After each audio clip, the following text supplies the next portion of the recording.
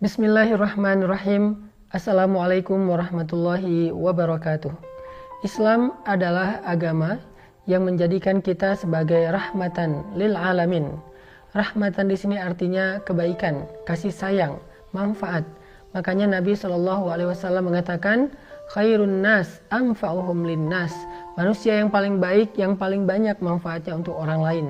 Dan ternyata kebermanfaatan seorang muslim tidak hanya terbatas kepada sesama manusia, tetapi juga kepada alam, kepada hewan, kepada pohon, kepada batu, kepada tanah, kepada air. Dan Nabi mengajarkan kita tentang bagaimana menjadi rahmah lil alamin, menjadi kebaikan bagi alam semesta. Seperti ketika Nabi mengajarkan kita untuk menghemat air dan tidak mengotorinya, walaupun kita berada di sungai yang mengalir. Begitu juga Nabi melarang kita menebang pohon, di mana pohon itu dibutuhkan bukan oleh kita saja, tetapi oleh orang lain, oleh hewan ternak, dan pastinya dibutuhkan juga oleh tanah. Maka Nabi SAW bersabda, siapa yang menebang pohon bidara di tengah padang pasir, maka Allah Subhanahu wa Ta'ala akan menuangkan air panas ke kepalanya di antara air-air panas neraka. Hadis riwayat Abu Dawud. Syekh Al-Albani mengatakan hadis ini memiliki derajat yang hasan, artinya hadis yang baik dan bisa dijadikan sebagai landasan. Bahwa sesungguhnya menebang pohon di tengah padang pasir adalah sebuah perbuatan yang sangat dilarang dalam Islam. Kenapa? Satu, karena sesungguhnya pohon bidara adalah di antara sedikit pohon yang bisa tumbuh di tengah padang pasir yang panas. Sehingga kalau pohon ini juga ditebang, maka padang pasir itu tidak punya tempat bernaung. Yang kedua, dengan menebang pohon bidara ini berarti seseorang itu zalim kepada para musafir yang biasanya mencari tempat bernaung setelah mereka lelah melakukan perjalanan. Dan yang ketiga, dengan menebang pohon bidara berarti orang tersebut telah zalim kepada hewan ternak.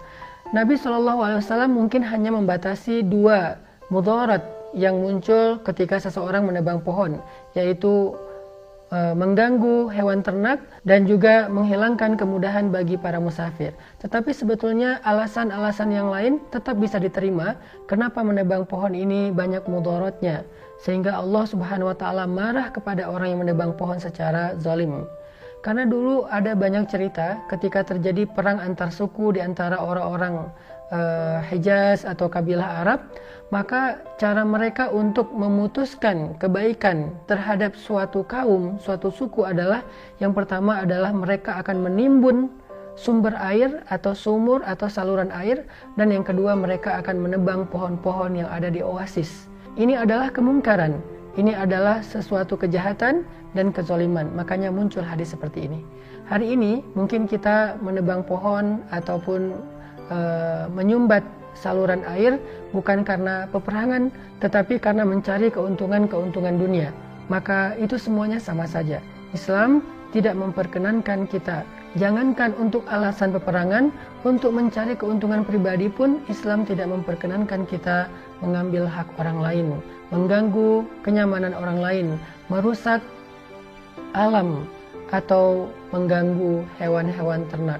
Maka dari itu, yuk kita jadikan diri kita sebagai muslim di bulan Ramadan ini sebagai muslim yang bukan hanya baik dalam ibadah mahdhahnya, baik dalam puasanya, baik dalam tarawihnya, tetapi juga dia baik terhadap alam semesta, rahmatan lil alamin. Itulah alasan kenapa Allah menciptakan kita, wasta'marakum fiha, karena Allah menyuruh kalian untuk memakmurkan bumi tersebut.